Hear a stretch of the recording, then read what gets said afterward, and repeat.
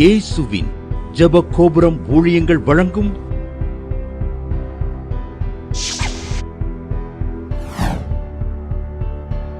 நம்பிக்கையிலே சந்தோஷமாயிருங்கள்.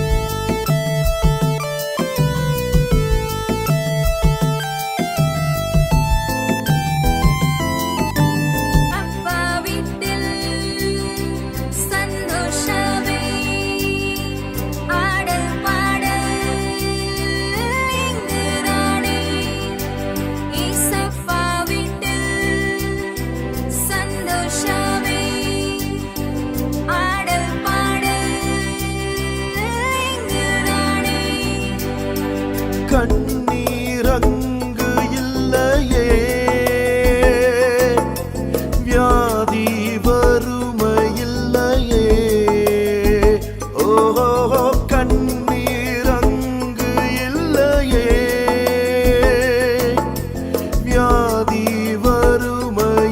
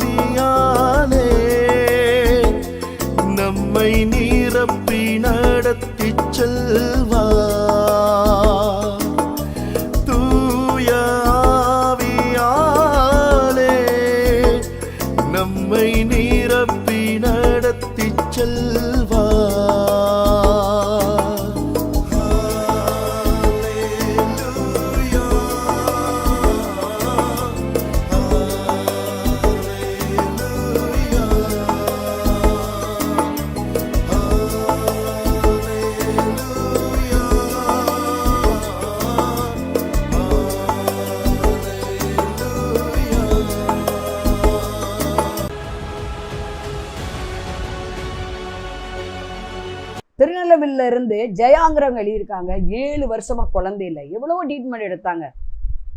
அவங்க ஞாயிற்றுக்கிழமை மாலையில் 7:30 மணிக்கு ஜாய் டிவியில் நம்பிக்கையிலே சந்தோஷமா இருங்க நிகழ்ச்சியை தொடர்ந்து பார்ப்பாங்களாம். சில பேர்ல பார்க்க தவறிட்டா அதே யூடியூப்பில் பார்ப்பாங்களாம். அவங்க எனக்கு ஆண்டவரே ஒரு குழந்தையை கொடுத்தேன்னா நான் இதில் சாட்சி சொல்வேன்னு ஒரு பொருத்தனை வச்சாங்களாம். என்ன ஆச்சரியம், கர்த்தர் அழகான ஆண் குழந்தையை கொடுத்தாராம். இப்போ என் குழந்தைக்கு 6 மாதம் ஆச்சு. கர்த்தருடைய நாமம் மகிமைப்படுவதாகன்னு சாட்சி எழுதியிருக்காங்க. கர்த்தருடைய நாமம் மகிமைப்படுவது. ஆண்டவராய் இயேசு கிறிஸ்துவின் விலைமதிக்க முடியாத நாமத்தினால வாழ்த்துக்களை தேவ சமூகத்திலிருந்து உங்களுக்கு கூறுகிறோம். தொடர்ந்து ஒவ்வொரு ஞாயிறு மாலை 7:30 மணிக்கு ஜாய் டிவியில நம்பிக்கையிலே சந்தோஷமா நிகழ்ச்சி ஒளிபரப்பப்பட்டு வருகிறது. இதேபோல வேலைக்கிழமதோறு இரவு 8 மணிக்கு ஜாய் டிவி யூடியூப் சேனல்ல துதி ஆராதனை என்ற ஒரு புரோகிராம் வந்து கொண்டு இருக்கிறது. ஒவ்வொரு வெள்ளிக்கிழமையும் காலை 8:15 மணிக்கு நம்பிக்கை டிவியில நம்பிக்கையிலே சந்தோஷமா இருங்க நிகழ்ச்சி வந்து கொண்டு இருக்கிறது. இதை பார்க்க தவறாதிருங்கள். உங்களுக்கு தெரிந்தவர்களுக்கும் இதை அறிமுகப்படுத்துங்கள். இது நீங்கள் கர்த்தருக்கு செய்யக்கூடிய ஒரு ஊழியம். அல்லேலூயா. வாருங்கள், எழுந்து அவருடைய ராஜ்யத்தை கட்டுவோம். இந்த ஊழியங்களுக்காக இந்த புரோகிராம் போய் கொண்டு இருக்கிற பொழுதாவது என்ன செய்யலாம், நீங்க ஒரு நிமிஷமால் ஜெபிக்கலாம். அநேக ஊழியங்களுக்கு ஜெபிக்கிறோம்னு வாக்கு பண்ணுவோம், நம்ம செய்ய மாட்டோம். ஏன்னா முதல்ல ஆர்வமா செய்வோம், பிற சூழ்நிலை நிமித்தம், சில வேலைகள் நிமித்தம், சில காரணங்கள் நிமித்தம் நம்ம செய்ய முடியாம போயிடும். ஆனா நான் உங்களுக்கு சின்ன ஆலோசனை சொல்லுகிறேன். இந்த புரோகிராம் போய்கிட்டு இருக்கும்போது டிவியில எந்தெந்த ஒளிரில் பேசுறாங்களோ அந்த நேரமாவது அவங்களுக்காக ஜெபிக்கலாம். அவங்களுக்கு கொடுத்த அந்த கனமான ஊழியத்துக்காக நீங்க என்ன செய்யலாம், முதலாவது ஜெபிக்கலாம். ஜெபந்தான் விதை. நெல் விதைச்சா நெல் தான் அறுக்க முடியும். ஜெபம் என்ற விதையை விதைச்சா நிச்சயம் நம்ம சகல நன்மையா இருக்கலாம். ஜெபத்துக்கு பதில் கொடுக்கிற தேவன். ஆகவே சங்கீதம் 62:5 படியாக ஜெபத்தை கேட்கிறவரே என்று பேர் வைக்கிறான் தாவீது ராஜா. அல்லேலூயா, அல்லேலூயா. இஸ்ரவேலின் சேனைகளின் தேவனாகிய கர்த்தாவே அப்படின்னு பேர் வைக்கிறான். ஆண்டவருக்கு பல ஆயிரக்கணக்கான நாமங்கள் உண்டு. நம்முடைய ஒவ்வொரு பிரச்சனைக்கும் அந்தந்த நாமத்தை குறித்து சொல்லி நம்ம ஜெபிக்கும் போது நிச்சயமாக ஜெயமுள்ள வாழ்வு, வெற்றியுள்ள வாழ்வு, ஆசீர்வதிக்கப்பட்ட வாழ்வு, ஒரு சாட்சியுள்ள வாழ்வு, நல்ல ஃபெய்த்தான வாழ்வு வாழ முடியும். தலை தாழ்த்தி ஜெபம். பரலோகத்திலாவே நாங்கள் சோத்திரிக்கிறோம். இந்த தேவ செய்திக்கு விரோதமாக எழும்புற ஆயுதம் இயேசுவின் நாமத்துல வாய்க்காமல் போவதாக. ஓராக லீபாராக அந்த வசனம் 1 100 60 30 பலன் தருவதாக தேவ பிரசனத்துக்குள்ள வைக்கிறேன். அல்லேலூயா. இருக்காதாக அல்சரோடு இந்த புரோகிராம பார்த்துக்கிட்டு இருக்கீங்க. எவ்வளவோ மெடிசன் எடுத்து கேட்கல. ஆவியானவர் அந்த அல்சரை இப்போது நீக்கி போடுகிறத பார்க்கிறேன். அந்த சிறுடல் பெருங்குடல்ல இருக்கிற அந்த பொண்ணு இயேசுவின் நாமத்தலால, இயேசுவின் தழும்புலால் இப்போ சுகம் உண்டாவதாக. சரியா தூக்க வரலேன்னு பார்த்துக்கிட்டு இருக்கீங்க. தமக்கு பிரியமானவனுக்கு அயர்ந்த நித்திரையை தருகிறார். ஆதாமுக்கு அயர்ந்த நித்திரையை தந்தவர். இப்போ இதை பார்த்து கொண்டு இருக்கிறவங்களுக்கு சரியா தூக்கம் இல்லாதவர்களுக்கு இயேசுவின் நாமத்தில் அயர்ந்த நித்திரை உண்டாவதாக. இன்னும் என் குடும்பம் ரட்சிக்கப்படலை, நாடி விட்டாருண்டா கத்தரே செய்ப்போம். அந்த வாக்கு தத்துவத்தையே நான் சொல்லிக்கிட்டு இருக்கேன். ஆனா இன்னும் நடக்கலேன்னு பார்த்து கொண்டு இருக்கிற அருமையான சோதனை சகோதரியே, அல்லேலூயா. வீட்டுக்கு ரட்சிப்பு சமீபம். இந்த வீட்டுக்கு இன்றைக்கு ரட்சிப்பு வந்தது, இன்றைக்கு ரட்சிப்பு வந்தது என்று ஆவியானவர் சொல்வதற்கான இயேசு நாமத்தின் பிதாவே ஆமென். இந்த நாள்ல கூட செய்தியுடைய தலைப்பு சங்கீதம் 121 2வது வசனம். அங்க நம்ம பார்க்கிறோம் 1:2 வானத்தை பூமி உண்டாக்கின கர்த்தரிடத்திலிருந்து ஒத்தாசை வரும், எனக்கு ஒத்தாசை வரும், வருவங்களுக்கு நேராக என் கண்களை ஏறெடுக்கிறேன். அது 1வது வசனம். வானத்தை பூமி உண்டாக்கின கர்த்தரிடத்திலிருந்து எனக்கு ஒத்தாசை வரும். 121:2 தான் வாக்கு தத்தம். வானத்தையும் பூமியும் உண்டாக்கின கர்த்தரிடத்திலிருந்து எனக்கு ஒத்தாசை வரும். அதான் செய்தியுடைய தலைப்பு. வானத்தையும் பூமி உண்டாக்கின கர்த்தரிடத்திலிருந்து எனக்கு ஒத்தாசை வரும். ஏன் தாவீது இதை எழுதுறாரு? சங்கீதக்காரனாய தாவீது, அவன் ஈசாயின் குமாரன் என்று எல்லாருக்கும் தெரியும் இல்லையா? அவனுக்கு உறவுகள் நிறைய இருக்கும், சொந்த பந்தம். ஏன் சமஸ்த இஸ்ரவேலை 40 ஆண்டுகள் ஆண்டாங்க. ஆனா அவன் சொல்றான், எனக்கு ஒவ்வொரு உதவியும், ஒவ்வொரு ஹெல்ப்பும், ஒவ்வொரு தேவையும் எனக்கு மனுஷன்கிட்ட இருந்து வராது, வானத்தை பூமி உண்டாக்கின கத்தெடுத்துன்னு எனக்கு ஒத்தாசை வரும்னு சொல்றாரு. இன்னைக்கு அநேகர் வேலைக்காக மனுஷரை தேடி ஓடுறாங்க.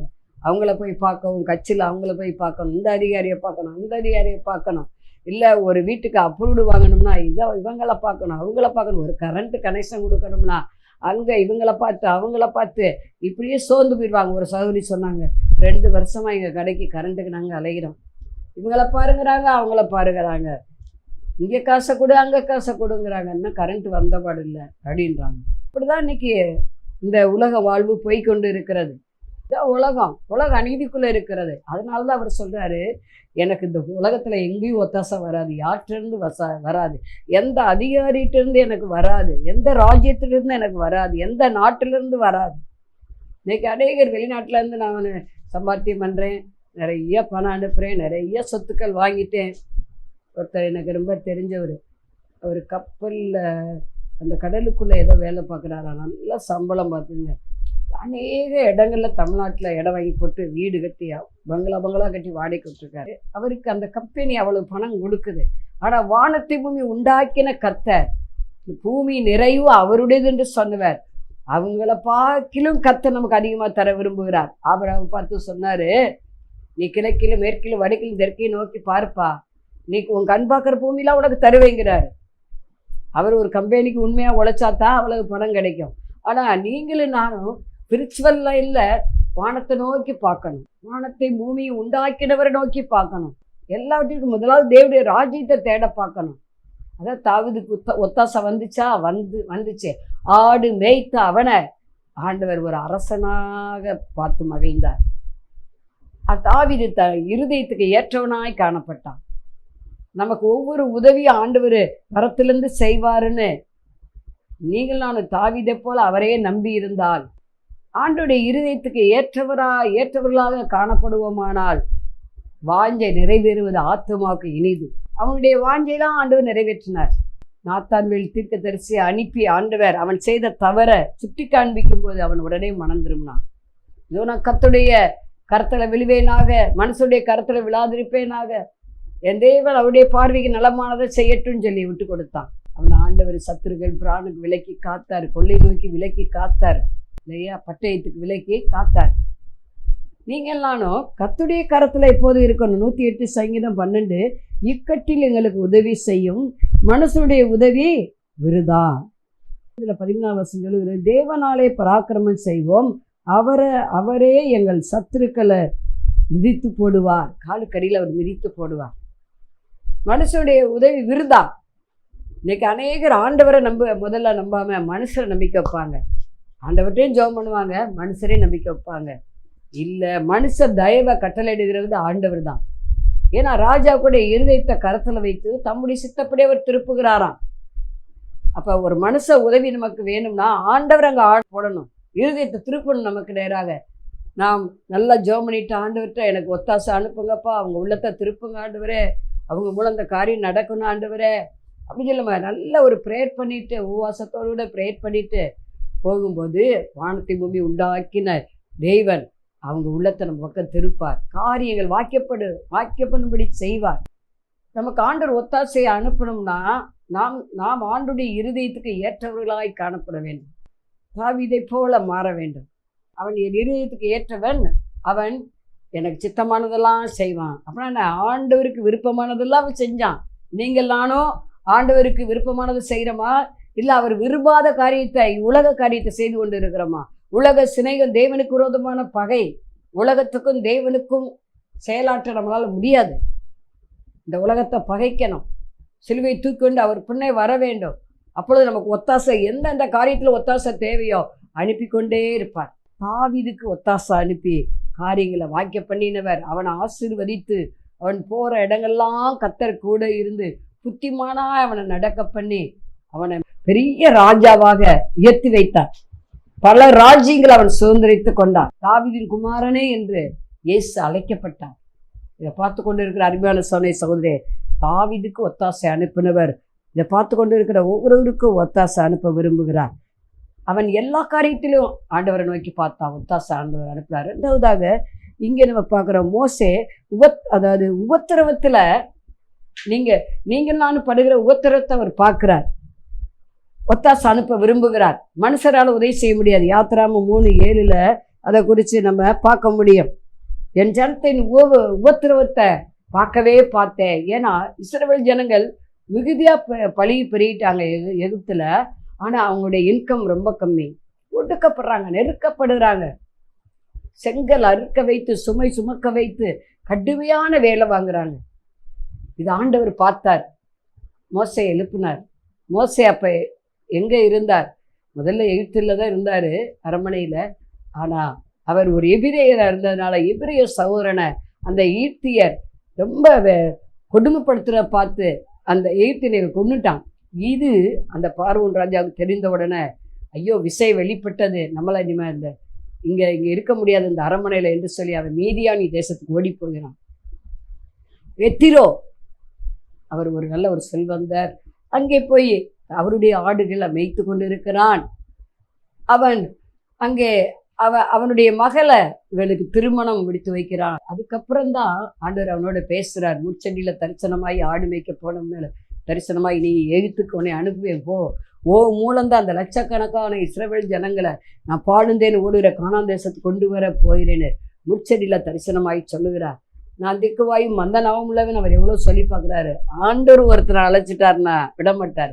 ஏன்னா வானத்தை பூமி உண்டாக்கின கத்தெடுத்திருந்து மோசைக்கு ஆண்டவர் பேசுகிறார். உடனே அவர் சரி என்று சொல்லி எத்திரோட்ட சொன்ன உடனே ஓகே பண்ணுறாரு. அவன் ஆரோனோடு கூட வருகிறான்னு தெரியும். அப்போதான் இந்த வார்த்தை எழுதப்படுகிறது யாத்ராம 3. அவன்கிட்ட தான் பேசுகிறாரு. என் ஜனத்தின் உபத்திரத்தை நான் பார்த்தேன்ப்பா, உன்னை கூட தான் மீட்க போகிறேன் நீ போ அப்படின்னு சொல்லி. இந்த ஜனங்கள் வனகாக்காலத்தில் ஜனங்கள் தான், ஆனாலும் 10 விதமான வாதைகளை அனுப்பி பெரிய அற்புதங்களை செய்து இந்த ஜனங்களை நான் பாழுந்தேன்னு ஓடுகிற கானான் தேசத்துக்கு கொண்டு வர போகிறேன். அங்கே கானானில் உள்ள 7 வித ஜாதிகளை நான் அழிப்பேன். அவங்க அனுபவித்து வருகிற அந்த செல்வ செழிப்பை அவர்கள் அனுபவித்து வருகிற சகல நன்மைகளை ஆசீர்வாதங்களை அந்த தேசத்தின் கொழுமையை என் ஜனங்களுக்கு கொடுக்க போகிறேன். ஏன்னா அவங்க எகிப்தில் ரொம்ப கஷ்டப்படுறாங்க. இதை பார்த்து கொண்டு இருக்கிற அருமையான சகோதரி, ஒருவேளை நீங்கள் ஆண்டவரை ஏற்றுக்கொள்ள விட்டு ரட்சிக்கப்பட விட்டு அவருடைய வசனத்துபடி நீங்க நடக்கிறதுனால உங்க சொந்த பந்தங்கள் மூலம், அறிஞ்சவங்க தெரிஞ்சவங்க மூலம், அநீதி நிறைந்த உலகத்தின் மூலம், பிசாசு மூலம் சில உத்தரவுகளையும் சில இடுக்கண்களையும் சில துன்பங்களையும் சில வருத்தங்களையும் சில பலவீனங்களையும் சில வியாதிகளை கூட நீங்க கடந்து வந்து கொண்டு இருக்கலாம். ஆண்டவர் சொல்லுகிறார், உங்களுக்கு இன்றைக்கு ஒத்தாசை அனுப்புகிறார். பல வருஷமா இருக்கிற வியாதியை குணமாக்குகிறார். மெடிசனுக்கு ஒரு முற்றுப்புள்ளி வைக்கிறார். டாக்டருடைய மருத்துவத்தை மாற்றி போடுகிறார். மருத்துவ ரிப்போர்ட்டை ஆண்டவர் ஃபெயில் ஆக்குகிறார். ஒத்தாசை அனுப்புகிறார். அல்லேலூயா. ரகாதகலாரபா ரிஹபாபலபரபா.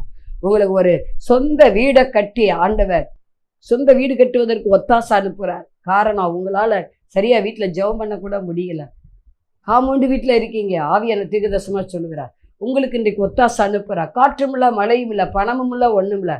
ஆனால் கர்த்தர் உங்களுக்கு தரப்போகிறார், அற்புதம் செய்ய போகிறார். உங்கள் பூர்வீக சொத்து வரப்போகுது. அல்லேலூயா. நீ ஒத்தாசை அனுப்புகிறார். இருதயத்தை கர்த்தர் திறக்கிறார். அன்றைக்கு அநியாயமாய் உத்தரப்படுத்தப்பட்ட தமது இஸ்ரவேல் ஜனங்களை கர்த்தர் பார்த்தார். வானத்தையும் உண்டாக்கின தேவன் பார்த்தார். அங்கிருந்து அவர்களுக்கு ஒத்தாசை அனுப்புகிறார். மோசேயை அனுப்பி, ஆரோனை அனுப்பி அவர்கள் மூலம் வாழுந்தேன்னு ஓடுகிற கானான் தேசத்துக்கு கொண்டு வருகிறார். முதலாவது தாவீதுக்கு ஒத்தாசை அனுப்பினார். அடுத்து இஸ்ரவேல் ஜனங்களுக்கு ஒத்தாசை அனுப்புகிறார். இஸ்ரவேல் ஆசீர்வதிப்பதே கர்த்தருக்கு பிரியம்.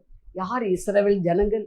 கர்த்தரால் ஆசீர்வதிக்கப்படுகிறவர்கள், இயேசு சுந்தர ஏற்றுக்கொண்டவர்கள். இன்னைக்கு ஏன் நம்ம அனுபவிக்க முடியல? பிரஜாதியோட நல்லா இருக்காங்க, ஆனால் நாம் இம்மைக்குரிய லைஃப்ல பொருளாதாரத்துல சரி, சரீரத்திலே சரி, குடும்பத்திலே சரி, அவங்க கூட விட்டு கொடுத்து போறாங்க. ஏன் நமக்குள்ள ஒரு விட்டு கொடுக்குற ஒரு மனப்பான்மை இல்லை? அப்படி என்றால் நம்முடைய மாம்சத்தின் செயல்கள் அது வெளிரங்கமா இருக்கிறது. கிறிஸ்துவுடையவர்கள் தங்கள் மாம்சத்தை அதன் ஆசை இச்சை சிலுவையில் அடிக்க வேண்டும். அப்பொழுது உங்களுக்கு ஒத்தாசை வரும். அவர் ஒத்தாசை அனுப்பணும்னா சுய இருக்கக்கூடாது. ஏன்னா தேவன் ஆவியா இருக்கிறார். அவரை தொழுதுகிற யாவரும் ஆவியோடு உண்மையோடு தொழுது கொள்ள வேண்டும். ஆவினால் பிறப்பதெல்லாம் ஆவியாக தான் இருக்கும், மாம்சத்தினால் பிறப்பதெல்லாம் மாம்சமாக தான் இருக்கும். இஸ்ரவேல் ஜனங்களுக்கு கர்த்தர் ஒத்தாசை அனுப்புகிறார். ஏன்னா அவர்கள் பலுகி பெருகுவது தேவ சித்தமாக இருக்கிறது. அவர்களுக்கு ஒத்தாசை அனுப்பி அவர்களை பலுகி பெருகும்படி கானானுக்கு கொண்டு வந்தார். அல்லேலூயா. அடுத்து நம்ம பார்க்கும்போது சிறுமைப்பட்டவர்களுக்கு, எளியவருக்கு அவர் ஒத்தாசை அனுப்புகிறார். தாவீது இருதயத்துக்கு ஏற்றவனாக இருந்ததுனால ஒத்தாசை அனுப்புகிறார். அடுத்து உபத்திரவம், பயங்கர உபத்திரவம். ஏன்னா ஆண்டவர் ஊத்திரப்பட்டுடைய உபத்திரத்தை அற்பமாக என்ன மாட்டாரு, தம்முடைய முகத்தை அவர்களுக்கு மறைக்க மாட்டார் என்று சொல்லி சங்கீதம் 22:24 சொல்கிறார். மூன்றாவதாக, எதிராளிகள் பெருகும் போது, பணம் பெருகுனா திங்கிறவங்களும் பெருவாங்கன்னு இருக்கு இல்லையா, பெருகி போவாங்களாம். மண்கண்கள், போராமை, எரிச்சல்கள், பொல்லாத மனிதனுடைய கிரிகள், சாத்தானுடைய கிரிகள் சுற்றிலும் நமக்கு நெருக்கத்தை கொடுக்கலாம். நம்ம பார்க்குறோம் சங்கீதம் 35:2, நீர் கேடகத்தையும் பரிசையும் பிடித்து கொண்டு ஒத்தாசையாக எழுந்து நில்லும். வசனம் இந்த சங்கீதம் 35:1, கர்த்தர் தேவரீர் வழக்காளிகளோட வழக்காடி யுத்தம் பண்ணுகிறவர்களோட யுத்தம் பண்ணும். சரிங்களா? ஆண்டவரே, அவங்க பெருங்கூட்டமா இருக்காங்க, அவங்க ஜனம் பெருத்தவங்களா இருக்காங்க, என்னிடத்துல பண வசதியோ வேற எந்த ஹெல்ப்போ எனக்கு கிடையாது. அவங்களுக்கு பண வசதி இருக்கு, ஆள் கட்சியில் நிறைய பேர் இருக்காங்க, அவங்களுக்கு உறவுகளே பெரிய பெரிய ஆளாக இருக்காங்க, பெரிய பெரிய பணக்காராக இருக்காங்க, எனக்கு யாருமே இல்லைன்னு நீங்கள் கதறீங்களா? ஆண்டவர் உங்களுக்கு ஒத்தாசை அனுப்புகிறார். சிறுமையும் எளிமையானவர்களுக்கு இறங்குகிறார். இந்த வழக்குகளை என்னிடத்துல கொண்டு வாருங்கள். ஒருவேளை உங்களுக்கு கோர்ட்டில் வழக்கு இருக்கலாம், போலீஸில் வழக்கு இருக்கலாம், வீட்டுக்காரங்களுக்கு உங்கள் வீட்டுக்கு ஏதாவது ஒரு பிரச்சனை வந்திருக்கலாம். கர்த்தர் வழக்காடுகிறார், ஒத்தாசை அனுப்புகிறார், நியாயமா உங்களுக்கு உதவி செய்வார். நியாயமாய் ஜெபம் பண்ணுகிறவர்களுக்கு, உண்மையாய் ஜெபம் பண்ணுகிறவர்களுக்கு, உண்மையிலேயே நம்ம மேல எந்த குற்றமும் இல்லை, அவங்க தான் எதிர்ப்பா வர்றாங்க, வேணும்னே வம்பு பண்றாங்க, வேணும்னே துரோகம் பண்றாங்கன்னா கர்த்தர் உங்களுக்கு ஒத்தாசை அனுப்பி ஜெயமோ கர்த்தராலே வரும். ஜெயத்தோ கர்த்தருடையது. நீங்க சும்மா இருப்பீங்க. யுத்தத்துல உங்களுக்கு ஒத்தாசை அனுப்பி இளைப்பாறுதல தருகிறார். சுற்றிலும் உங்களுக்கு இளைப்பாறுதல தர விரும்புகிறார். ஏன்னா வானத்தை உண்டாக்கின கர்த்தரிடத்துல உங்களுக்கு அந்த ஒத்தாசை வரும். வழக்குகள் முடிகிறது, ஒரு ரகபத்து உங்களுக்கு இந்த நாள்ல உண்டாகிறது என்று ஆவியானவர் சொல்கிறதுக்காக நன்றி. சங்கீதம் 72:12, கூப்பிடுகிற எளியவனையும் உதவியற்ற சிறுமையானவனையும் அவர் விடுவிப்பார். யாருமே உதவி இல்லையா? நான் சிறுமை எளிமையானவனா இருக்கேன். மனாசே சொல்றா, என் குடும்பத்துல என் வம்சத்துல நான் சின்ன கோத்திரமப்பா, நான் சிறுமை எளிமையானவன் அப்படின்னு மனாசே சொல்லும்போது அவனை எல்லா நெருக்கத்திலிருந்து கர்த்தர் விடுதலை கொடுத்தார். நீங்கள் நானும் அநேக விஷயங்களை தவறி விடுகிறோம். சில வேலைகளில் மனுஷரை பிரியப்படுத்தும்படி சில காரியங்களை செய்து விடுகிறோம். ஏன்னா நம்ம அதனால நமக்கு ஆண்டவற்றிலிருந்து ஒத்தாசை வருவதற்கு தாமதிக்கலாம். ஏன்னா நம்ம கொஞ்சம் வழி தவறிட்டல, பெர்ஃபெக்டா நம்ம நடக்கணும் ஆண்டவர் விரும்புகிறார். தேறினவன் எவனும் குருவை போல இருப்பான் இருக்கு, அவரை போல நம்ம மாற முடியும். அதனாலதான் ஆண்டவர் சொல்றாரு, முடியாத எதையும் சொல்ல மாட்டார். ஒருவன் எண்ணிலே என் வார்த்தையில் அவனில் நிலைத்திருந்தால் அவன் மிகுந்த கனிகளை கொடுப்பான். அது மாத்திரமல்ல, அவன் கேட்கிறது எதுவோ அவனை பெற்றுக்கொள்வான் இருக்கு. சிறுமையும் எளிமையுமா இருக்கீங்களா? தாழ்த்துறீங்களா தேவ சமூகத்துல? சில பேருக்கு பாருங்க, மேட்டுமையான ஜெபம், பரிசேய ஜெபம் பண்ணக்கூடாது. அந்த சதுசேயர் இப்படி தாழ்த்தினாங்க, வானத்துக்கு கூட ஏறெடுக்க துணியாம, பாவியா என்மேல் இரக்கமாயிரம் ஆண்டவரின் மார்பில் அடித்து கொண்டு ஜெபம் பண்ணான். ரெண்டு கூட்டம் ஜெபிக்க போகுது, பரிசேயர் கூட்டம் சதுசேயர் கூட்டம். ஆனா அந்த பரிசேயர் பெருமை ஜெபம் பண்றான், அந்த தசமா கொடுக்குறேன், அது செய்யறேன், இது செய்யறேன், வாரத்துல 2 தடவை உவாசிக்கிறேன், இவன் எதுவுமே சொல்லல. ஆண்டவருக்கு எல்லாம் தெரியும். தாழ்த்துறான். தாழ்மையில் ஒருத்த கிருபை கொடுப்பார், ஆண்டவர் ஒத்தாசை அனுப்புவார். சிறுமை எளிமையுமா இருக்கீங்களா? ஆண்டவரே, என்னால இது முடியாதுப்பா, நான் இதை செஞ்சிருவேன், நான் அதை செஞ்சிருவேன் அப்படின்னு அநேகர் சொல்லி அதனால ஆண்டு நாம் தூசிக்கப்படுது. அவங்களும் வாழ்க்கையில தோல்வி அடைஞ்சிடறாங்க. ஆனா நீங்க தேவனுக்கு முன்பாக தாழ்த்துங்கள். நான் எளிமையானவள், ஏன்னா பூமி நிறைய உம்முடையது ஆண்டவர், எனக்குன்னு எதுவும் இல்லை, பூமி சொந்தமில்லை. அதை ஃபாதர் பாரு, நான் இயேசுவாலை பிடிக்கப்பட்டவன், எனக்கென்று எதுவும் இல்லை, இந்த பூமி சொந்தமில்லை, நாம் என்னத்தை கொண்டு வந்ததில்லை, கொண்டு போறதில்லை. நமக்கு இந்த பூமியில நாம் சௌக்கியமும் ஆரோக்கியமும் ஆசீர்வாதமாக சாட்சியாக வாழ்வதற்கு கர்த்தர் ஒத்தாசை அனுப்ப விரும்புகிறார். தலையை தாழ்ச்சி ஜெபம் பண்ணுவோம். பரலோக பிதாவே, நாங்கள் சோத்திரிக்கிறோம். வானத்தை பூமியும் உண்டாக்கின கர்த்தரிடத்தில் எனக்கு ஒத்தாசை வரும். தாவீதுக்கு ஒத்தாசை அனுப்பின தேவனே, இஸ்ரவேல் ஜனங்களுக்கு ஒத்தாசை அனுப்பின தேவனே, அல்லேலூயா. மனாசேக்கு ஒத்தாசை அனுப்பின தேவனே, அல்லேலூயா, அல்லேலூயா. ரகாதிகாலா ரபாரிகா, நெருக்கப்படுகிறவர்களுக்கு ஒத்தாசை அனுப்புகிற தேவனே, அல்லேலூயா. ரகாலிபா, யோசியாவுக்கு ஒத்தாசை அனுப்பின தேவனே, எசேக்கியாவுக்கு, எரேமியாவுக்கு, இப்படி சொல்லிக்கிட்டே போகலாம். கூப்பிடுகிற யாவருக்கும் ஒத்தாசை அனுப்புகிற தேவனே, இதை பார்த்து கொண்டிருக்கிற ஒவ்வொருவருக்கும் இப்போ ஒரு ஒத்தாசை அனுப்புவீராக. ஓ ரகதி காலா ரபா, ஓ ரபா, கேன்சர் வியாதிகள் நீங்கி போவதாக இயேசு நாமத்தால், கிருமிகள் அழிக்கப்பட்டு போவதாக. ஆலே லோயா, முடக்கு வாதம் ஓ ரகலபரவ நீங்கி போவதாக இயேசு நாமத்தினால. ஸ்ட்ரோக் பிரச்சனை நீங்கி போவதாக இயேசு நாமத்துல ஒத்தாசை அனுப்புவீராக. ஓ சுகமாக்குற வல்லமை இறங்குவதாக தெய்வீக சுகம் உண்டாவதாக. ஓராகா தேகாபாபாலாபரவா, வருஷகணக்கா ஜெபித்த ஜெபத்துக்கு இந்த நாள்ல பதில் வருவதாக ஒத்தாசை அனுப்புவீராக. இயேசு நாமத்தை பிதாவே, ஆமென். அன்பானவர்களே, அதிசய கல்வாரி ஊழியங்கள் மூலம் ஒவ்வொரு மாதமும் தேவனால் எல்லாம் கூடும் பத்திரிகையை நாங்கள் வெளியிடுகிறோம். தேவ சமூக பாடல்கள் DVD, ACD இந்த பாடல்களை நாங்கள் வெளியிடுகிறோம். அதிசய கல்வாரி ஊழியம் இது தீர்க்க தரிசன ஜெப ஊழியமாக நடைபெறுகிறது. இந்த ஊழியங்களுக்காக ஜெபிக்க, காணிக்கையை அனுப்ப தாங்க மறவாதிருங்கள். ஜெபிக்கிற, கொடுக்கிற, உழைக்கிற உங்கள் ஒவ்வொருவரையும் ஆண்டவர் தாமே ஆபிரகாமை ஆசீர்வதித்தது போல சகல விதத்திலும் உங்களை ஆசீர்வதிப்பாராக. ஆமென். அன்பிற்குரியவர்களே, இந்த ஊழியத்தை உங்கள் காணிக்கைகளால் தாங்குபவர்களின் கவனத்திற்கு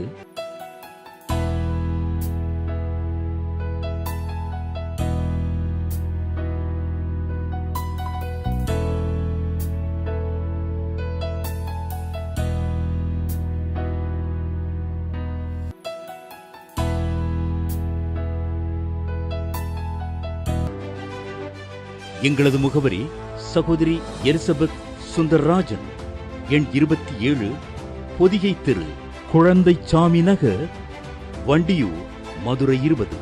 செல்போன் எண்கள் 9484177765 9095328172 மற்றும் 9439308550.